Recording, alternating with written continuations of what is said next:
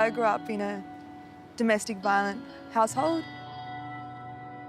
I was very angry all the time.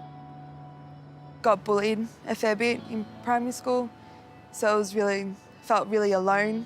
My parents were always working and stuff, so I kind of just did my own thing. Instead of going to school, I was leaving, getting dropped off at school, then going to my friend's house and just started smoking weed.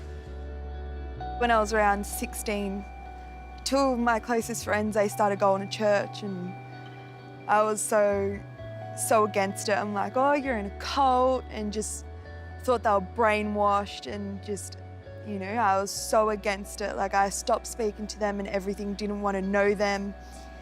And then I started to see them more just fall in love with God, and, you know, I was questioning it like a lot. And then there was one time I went with my friends. I don't know, I just felt a presence just in that moment. Yeah, and then I gave my heart to God.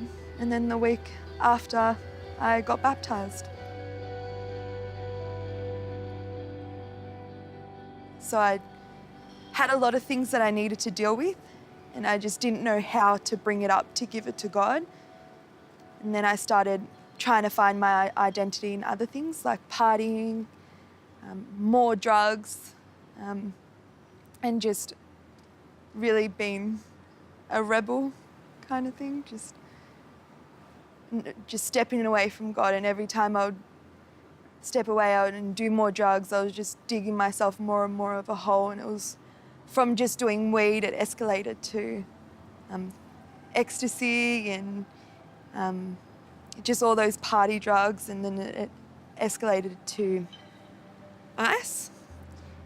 And before I knew it, I was completely addicted to ice and other drugs, and I didn't know what a normal day was for a solid year. I didn't know what it was like to be sober. My reality became on drugs, and that's how I lived life for a long time. And I just remember feeling so far away from God, and I never blamed him at all, but I just felt like God could help every single person on this earth, but he couldn't help me. I just remember just crying and just feeling so lost, and so like I was imprisoned in myself. It just got me to a point where I was so depressed. At times I was suicidal, and